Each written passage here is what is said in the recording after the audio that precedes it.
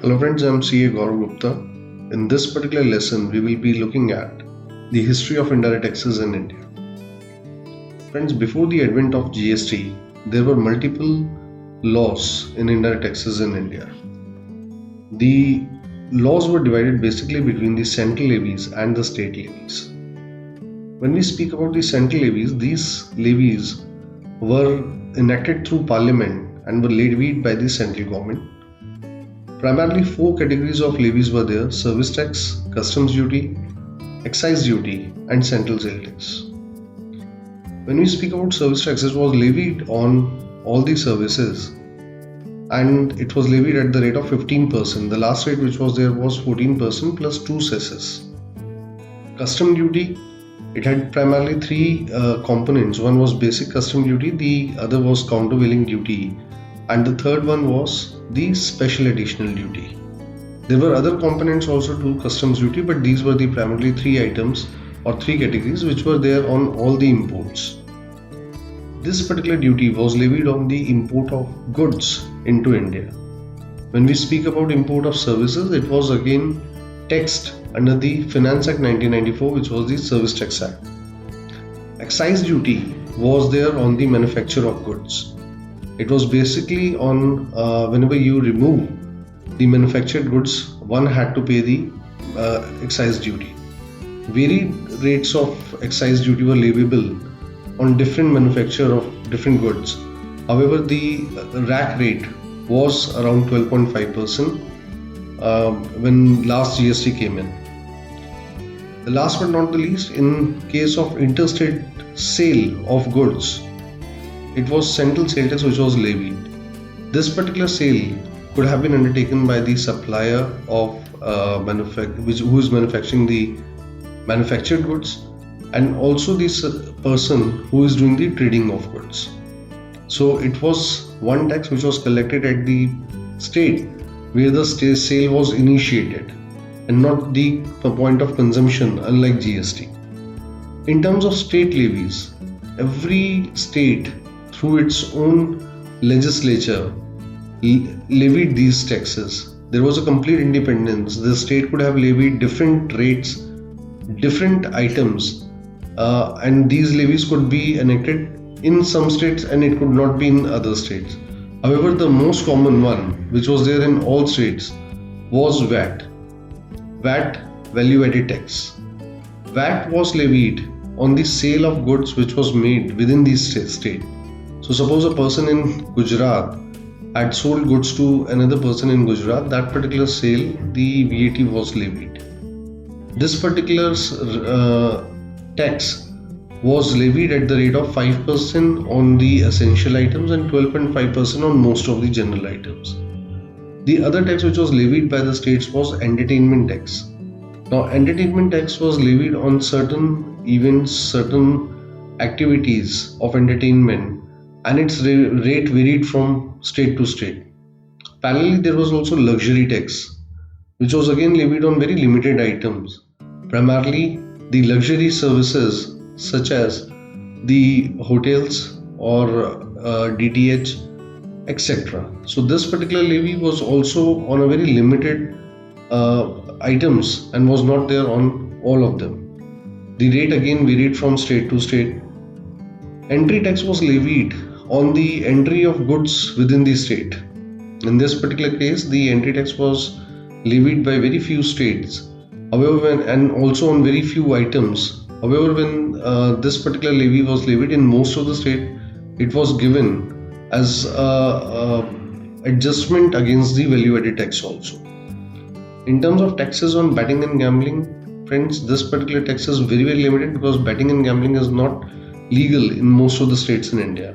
But as you can see, when we speak about VAT, entertainment tax, entry tax, you have to multiply this with a figure of 29 states. And these were the statutes which one person should know in case he wants to practice indirect taxes in India. So as we have explained, in case of a manufacturer, if he was doing an intra-state sale, he had to levy excise plus VAT. If he was doing an interstate sale, he had to levy excise plus CST. If he had to export, no taxes were levied on him. And in case of import of goods, he had to pay BCD plus CBD plus SAD. In case of trader, if he is making the sale within the state, so he had to pay VAT or value added tax of that particular state. If he was making an interstate sale from one state to another, he was supposed to pay the central sale tax.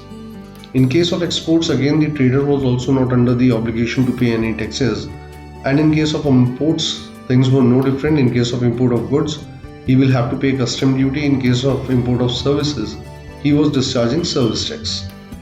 Service tax again was levied on services whether intrastate or interstate. It was one tax same which was throughout India, and therefore there is no distinction. A person whether making interstate supply of service or intrastate, he was supposed to pay service tax. In case of export, again there was no taxes implication, and rather in case of import of service tax was levied. So my dear friend, this was the earlier regime of indirect taxes in India. However, there were multiple problems to this particular system. The first problem was it was very complex. Complex because we have to know so many laws. Every state has its own unique law, and plus there were multiple laws in terms of supply or purchase of goods and services. Second, there was cascading effects of taxes because not every act allowed a credit of the taxes paid to the another act.